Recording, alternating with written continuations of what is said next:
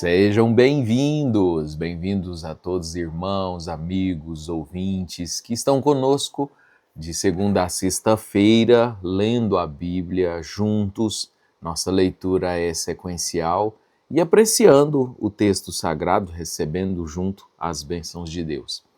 Segundo livro dos Reis, capítulo 6, é onde vamos iniciar hoje. Terminamos o capítulo 5 e agora vamos para o capítulo 6, que tem o título Eliseu recupera o machado perdido.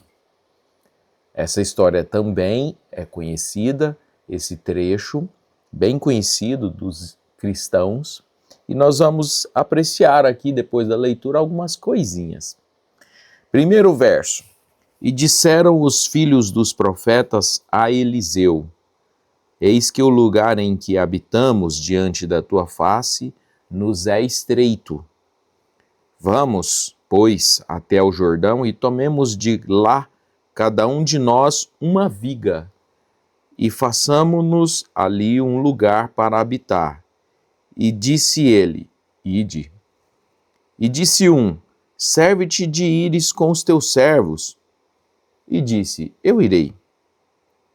E foi com eles, e chegando eles ao Jordão, cortaram madeira. Sucedeu que, derrubando um deles uma viga, o ferro caiu na água. E clamou e disse: Ai, meu senhor, ele era emprestado. E disse o homem de Deus: Onde caiu? E mostrando-lhe ele o lugar, cortou um pau e o lançou ali, e fez flutuar o ferro.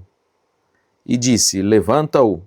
E então ele estendeu a sua mão e o tomou.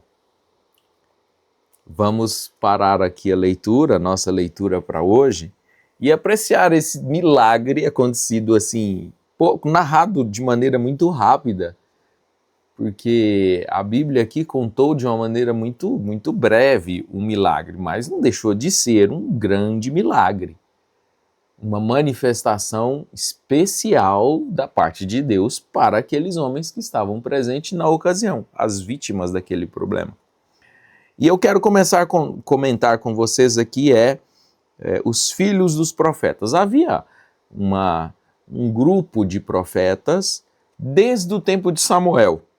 E aí já no tempo de Elias, eles aparecem novamente, registrado aqui em Reis. E agora o grupo de profetas, vamos dizer que eles aumentou. Então lembre da situação política de Israel. Israel era um país nacionalmente idólatra, vindo até do rei. Mas havia um clamor e um grupo de pessoas que se reuniam para certamente orar, adorar juntos, buscar dons, virtudes de Deus e talvez ensinar e aprender a Escritura. E esse grupo aumentou muito.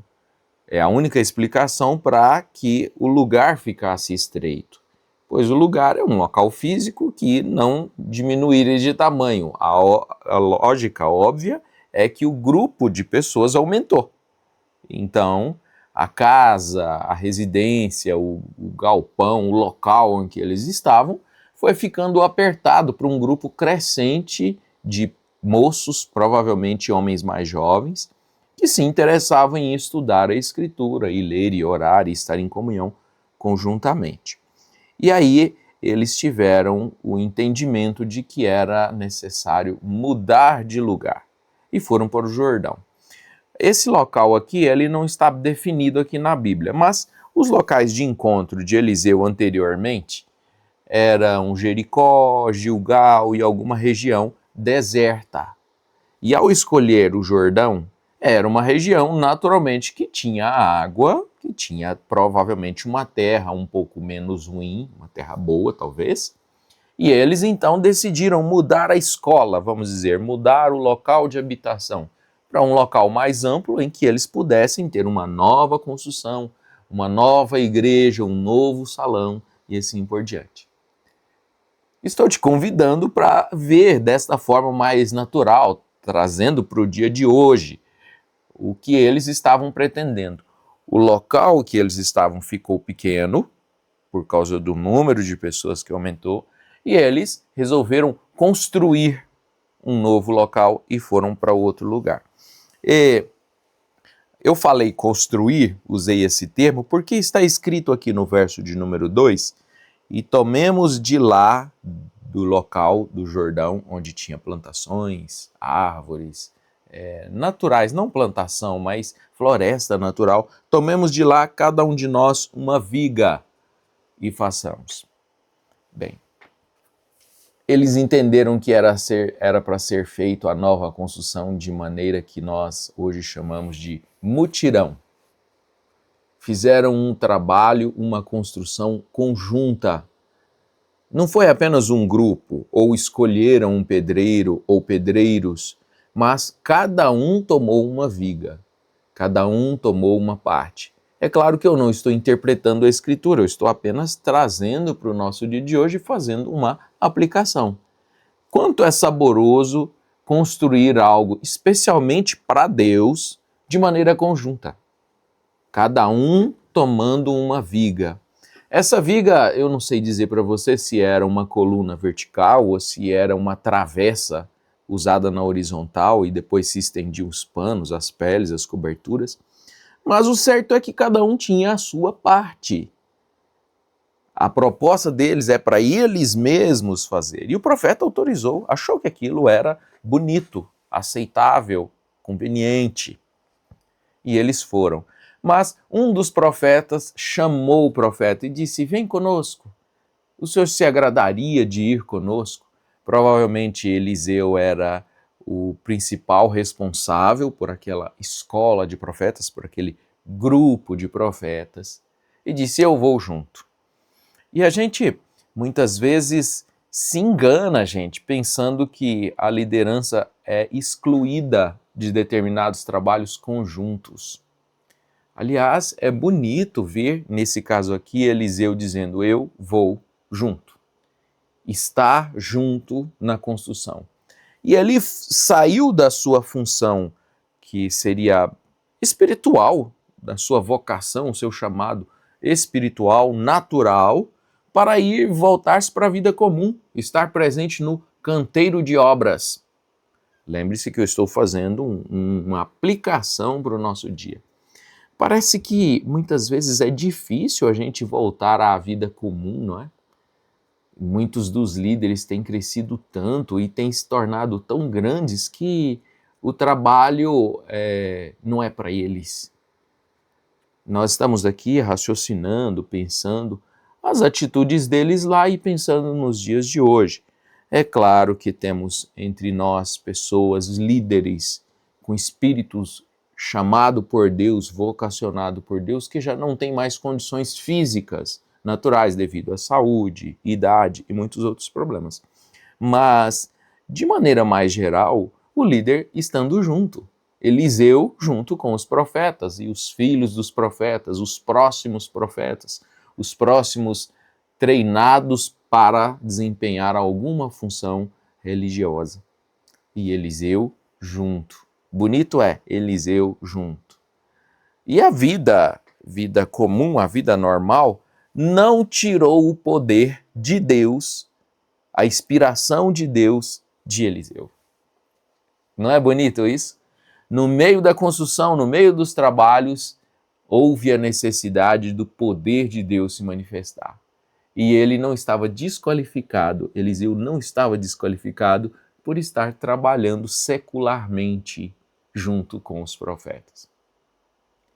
Não sei se todos vão concordar comigo nesse pensamento, nessa meditação de hoje, mas eu gostei de ver Eliseu trabalhando no trabalho braçal, físico, natural. E mesmo no trabalho natural, o poder de Deus estava presente nele, com ele, na sua orientação e na sua atitude. Aqui nós vemos aqui no verso de número 5, depois da participação de Eliseu no mutirão, no que eu estou chamando de mutirão, nós vemos aqui que eles foram derrubar árvores, e daí o ferro do machado escapou do cabo, caiu dentro d'água, talvez no próprio Rio Jordão, E você sabe que ferro caído dentro d'água não se acha mais nem mergulhando. Dificilmente, dependendo do local, dificilmente se acha, ele afunda, E aquele moço lamentou. E nós vamos verificar aqui duas coisas. Eles eram tão pobres, tão necessitados, que não tinham um machado. Ele precisou de usar um machado emprestado. Agora, não dá para a gente comparar com o dia de hoje, que você vai ali na loja e compra um machado por uns poucos, valor baixo, relativamente baixo, com as nossas condições que temos hoje em dia, atualmente. Mas naquele tempo era muito caro. Nós já estamos lendo, vocês estão lendo comigo aqui, os irmãos, os amigos, ouvintes, estamos lendo aqui desde bem antes, lá no tempo de Moisés. Você lembra, na nossa leitura, que no tempo de Saul, ou melhor, antes de Saul, que Israel estava meio afligido por filisteus, os filisteus não deixavam ferreiros na terra. E quem tinha uma espada, uma arma, era Davi e o outro era Jonatas. Naquele tempo,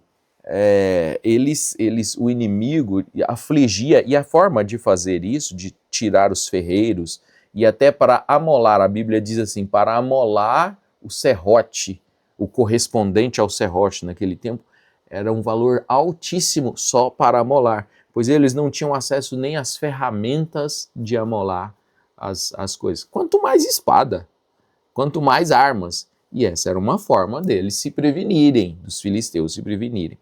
Agora, nós estamos aqui nesse tempo de Eliseu, talvez 200 anos, mais ou menos 200 anos depois do texto de 1 Samuel capítulo 13. O verso, se você quiser procurar lá, 13, versos 19 a 22. Estamos mais ou menos 200 anos depois desse trecho onde Israel não tinha acesso a armas. 200 anos depois, as coisas já tinham melhorado, mas não eram tanto. Não eram tanto a ponto de um machado ser um item caro. Caro a ponto de pessoas de determinada condição baixa, condição financeira baixa, não tinha machado. Pegou emprestado para fazer um trabalho, uma construção. Mas, gente, o poder de Deus estava presente. E aí é onde chegamos do ponto mais especial do milagre do texto do capítulo 6, desses primeiros versos que lemos. O poder de Deus estava presente. Parece que a atitude de Eliseu, do profeta Eliseu, até foi meio comum. Ele só perguntou onde foi que caiu. E cortou um galho de uma árvore e jogou naquele lugar. Agora, eu imagino, na minha leiguice, pois eu sou leigo no assunto, mas acho que qualquer galho, qualquer madeira que ele cortasse e jogasse na água, iria flutuar, não ia afundar. Não sabemos o que aconteceu, conforme foi o poder de Deus, o milagre aconteceu, mas o machado flutuou, o ferro flutuou.